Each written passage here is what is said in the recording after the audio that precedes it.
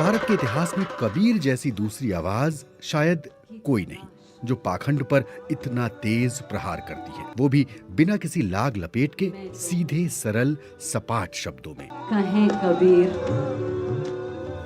सुनो भाई साधो, मैं तो हूँ विश्वास में।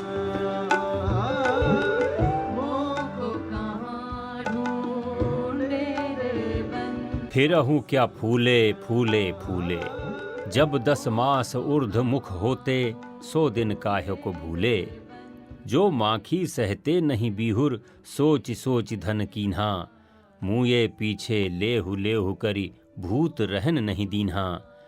दे हरि लेबर नारी संग हैं, आगे संग सुहेला, मृतक थान ले संग खटोला, फिर पुनि हंस अकेला। जारे देह भस्म हो जाई, गाड़े माटी खाई, कांचे कुंभ उदक जो भरिया, तन की यह बड़ाई। राम न रमसि मोह के माते, परे हो काल बस कुआं, कहे कबीर नर आप बंधायो, ज्यों ललनी भ्रम सुआ।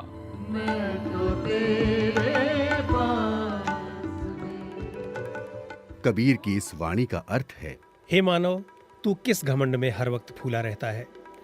तुझे क्या वो महीने याद नहीं जब तू माँ के गर्भ में उल्टा मुंह किए पड़ा था?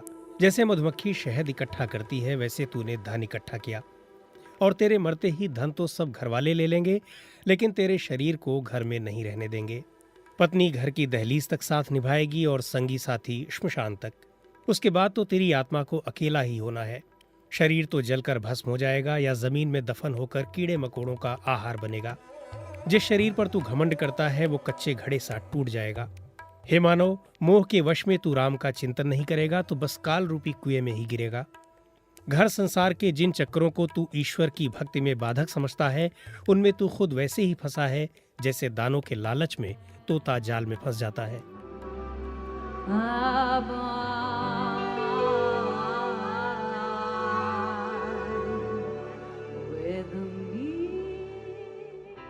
कवि और लेखक अरविंद मेहरोत्रा ने कबीर के दोहों का अनुवाद किया है। वो कहते हैं,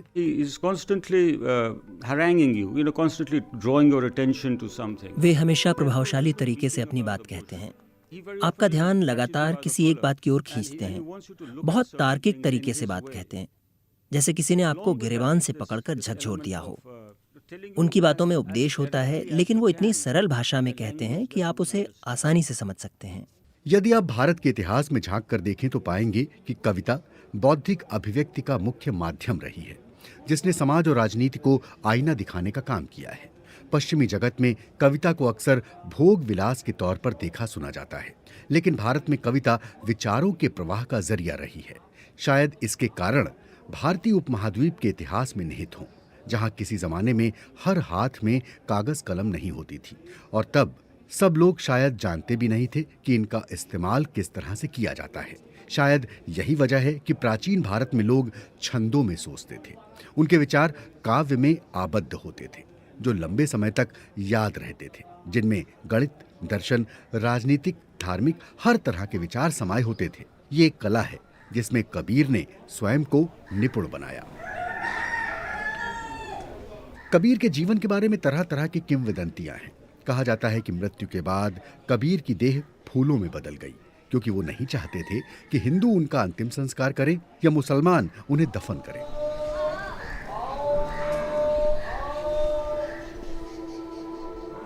कबीर के बारे में न जाने ऐसे कितने किस्से कहानियां हैं, लेकिन जो बात हमें पक्के तौर पर पता है वो ये है कि कबीर का संबंध 15वीं सदी से है। उनका ताल्लुक कपड़ा बुनने वाले मुसलमानों की एक जाति से था और वो बनारस में रहते थे। जो तथ्य पता नहीं है उन्हें तलाशने के लिए मैं बजरडीहा जा पहुंचा हूं, जो बनारस के पश्चिमी छोर पर बसा निचला इलाका है। बारिश के मौसम में यहाँ अक्सर पानी भर जाता है। यहाँ मुख्य रूप से सुन्नी मुसलमान रहते हैं, जिन्हें अंसारी या जुलाहा कहा जाता है। जुलाहे जो कपड़ा बुनते हैं। कबीर की जड़ें इन्हीं बुनकरों में हैं।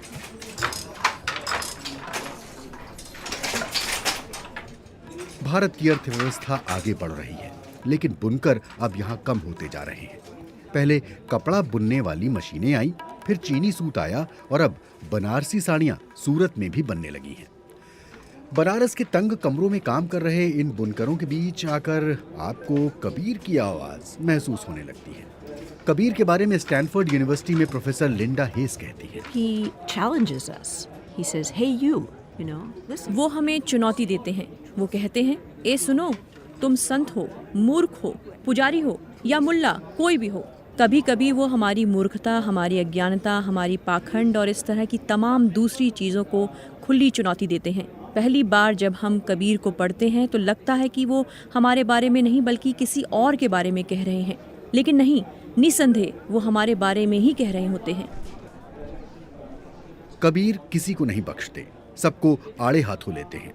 धर्म का सहारा लेने वाले हिंदू पंडित और मुसलमान मौलवी खासकर उनके निशाने पर होते हैं, जो कथित निचली जाति के लोगों को दान दक्षिणा के बदले ईश्वर से मिलाने की बात करते हैं। कबीर कहते हैं, जे तू बांभन बम्हनी जाया तो आन वाट ने काहे न आया। जे तू तुरक तुरक नी जाया तो भीतरी खतना क्यों न कराया। कबीर के दोहों का अनुवाद करने वाले अरविंद मेहरोत्रा कहते हैं, There is no aspect of religion that he leaves untouched. Whether it's, whether it's a sacred धर्म का कोई ऐसा पहलू नहीं जो कबीर से अनछुआ रहा हो, फिर वो चाहे कोई पवित्र ग्रंथ हो या जगह, पूजा पाठ की बात हो या दिन में कई बार प्रार्थना करने की आदत। कबीर भक्ति आंदोलन के सबसे मशहूर संतों में से एक हैं, जिन्होंने सामाजिक कुरीतियों को मिटाने के लिए कविता और गीतों का इस्तेमाल किया। मैबड़ माटी मण दस नाजट का दस गाठी। मैं बाबा का जोध कहाऊं, अपनी मारी गींद चलाऊं। भक्ति आंदोलन वैसा ही था जैसा इस्लाम में सूफी आंदोलन। दोनों का मूल विचार एक ही था, जिसमें खुदा और बंदे, भक्त और भगवान के बीच कोई नहीं था। न कोई पुजारी, न कोई मुल्ला, न कोई जाति और न ही कोई कर्मकांड। गंगा नदी के किनारे बसे बनारस को भारत का सबसे पवित्र शहर माना जाता है। हिंदू इसे काशी कहते हैं। इसे भगवान की शिव की पसंदीदा जगह कहा जाता है। काशी विश्वनाथ मंदिर भगवान शिव को समर्पित है। बनारस में हजारों मंदिर और ऐसी जगहें हैं जिनका संबंध अलग अलग भगवान और संतों से है। कबीर चौरा और कबीर मठ ऐसी ही जगहें हैं। कहते हैं कबीर यहाँ एक झोपड़ी में रहते थे। यही वो चबूतरा है जिस पर बैठकर कबीर लोगों को उपदेश देते थे और यहीं उन्होंने अंतिम सांस ली। यहाँ लकड़ी की बनी चरण पादुकाएं रखी हैं। कहा जाता है कि ये कबीर की चरण पादुकाएं हैं। मठ का संचालन कबीर के ऊंची जाति के अनुयायियों के हाथों में है। यहाँ आप उन अनुयायियों को देख सकते हैं जो कबीर के दोहे गाते हैं। कबीर उनके लिए एक संत हैं जिनका वो बहुत सम्मान करते हैं।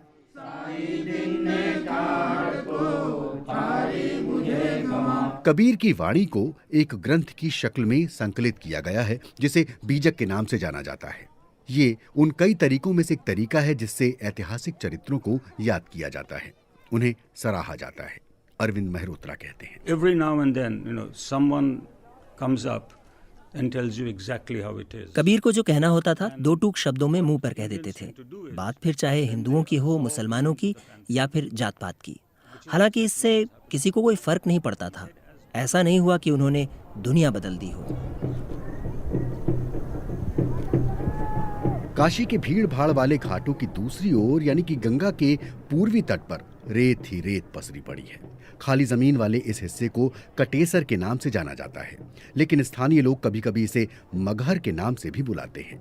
ये वही जगह है जिसके बारे में बीजक में कहा गया है कि आप वहां मरे तो अगले जन्म में गधे बनेंगे। लेकिन ठीक इसके उलट काशी के घाट पर मृत्यु सौभाग्य की बात मानी जाती है।